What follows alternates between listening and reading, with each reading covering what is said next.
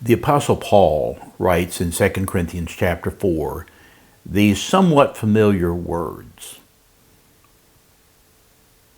But we have this treasure in earthen vessels, so that the surpassing greatness of the power will be of God and not from ourselves. We are afflicted in every way, but not crushed, perplexed, but not despairing, persecuted, but not forsaken, struck down, but not destroyed, always carrying about in the body the dying of Jesus, so that the life of Jesus also may be manifested in our body. I figured that was a good place to start today. It's been a couple of weeks since you have heard from me, and so life has been busy. And I wanted to bring you just a brief update. This is not a normal 40-minute or 30-minute expose to you. This is just simply a sort of an interim before the next installation, which will be a full-blown video that we will post next week. For those of you that have been following with us, we're in this journey of dealing with changes in life, cognitive decline in my wife Sarah, and the adjustments that I'm making along the way because we share this journey. I made a statement recently to somebody that we had this condition, and my wife tried to correct me and says, no, I have this condition. I said, no, we have this condition. It's what I signed on for almost 48 years ago, for better or for worse, and that's what we're doing. So this week has been a challenging week for a couple of reasons. Last, I guess it was Friday, I received a phone call from somebody supposedly representing PayPal that some of my credit cards that are listed there had been compromised, and so they were going to help me solve that issue. So I spent 3 hours on the phone with them. I've since concluded that they were part of the fraud. They were somebody who had hacked the system, had collected all of my information, so they were very well informed about my stuff. And so I spent the better part of this last week taking care of that stuff online. And my confession to you is that's not my strong suit of grace. Dealing with incompetent people who can only operate from cue cards and can't really answer the questions that need to be answered. So I've had to cancel all of our accounts and have new cards issued. I've had to make sure that fraudulent charges were not charged to us. And as an extra measure of insurance, I went to one of our banks and I closed all of our accounts there and opened new accounts, just as a safeguard to our financial circumstances. And so far, I'm glad to say that we have lost nothing other than some precious hours of my life and my personal frustration to that. But in the midst of all that, this journey that we're on with Sarah, that on Tuesday we went for our follow-up with a neuropsychologist. That was the office that had put Sarah through the paces for 3 hours back a month ago to test her cognitive issues. And here's the report. That essentially, and if you've ever been through any of this, you can appreciate this. The doctor walked us through the results, the finding, put it on a bell curve and showed us what was considered normative and where she was on these various aspects. And essentially, he didn't tell me anything I had not already known.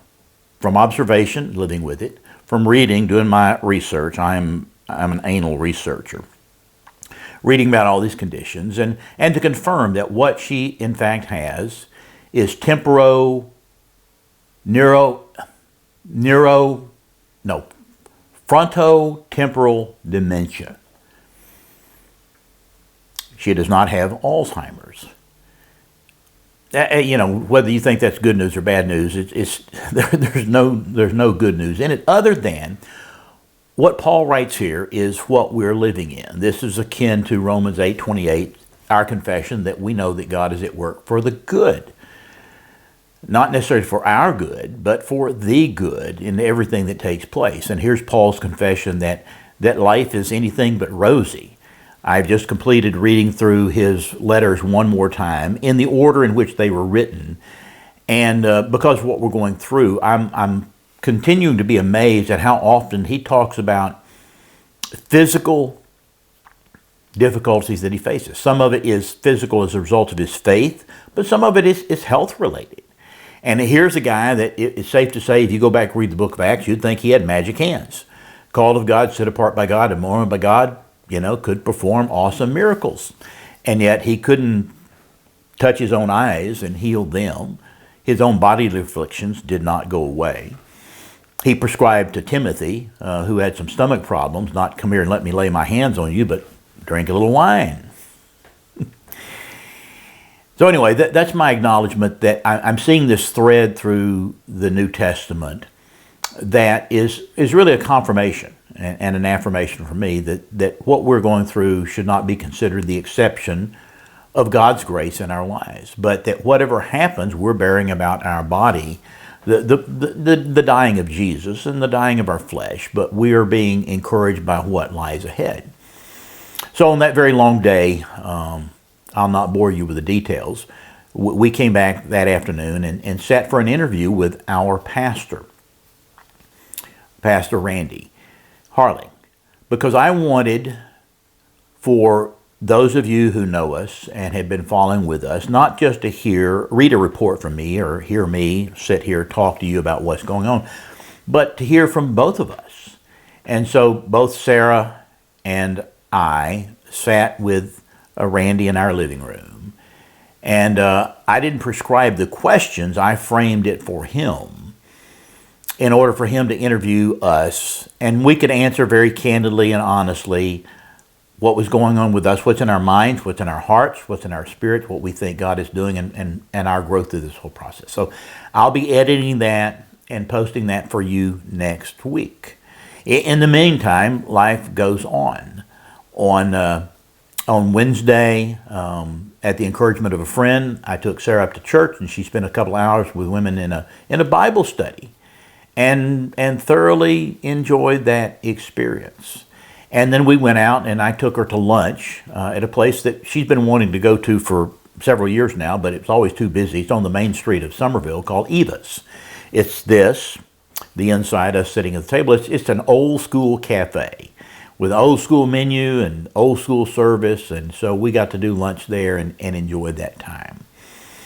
But this is the word to you that we know that God is in charge and God is at work. We don't know any more about what tomorrow is going to hold than you know, with your illusion that you're going to live another 50 years, if that happens to be the case.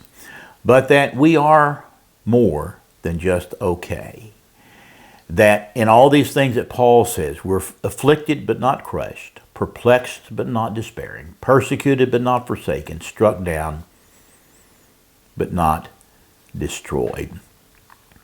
Stay tuned for the posting next week.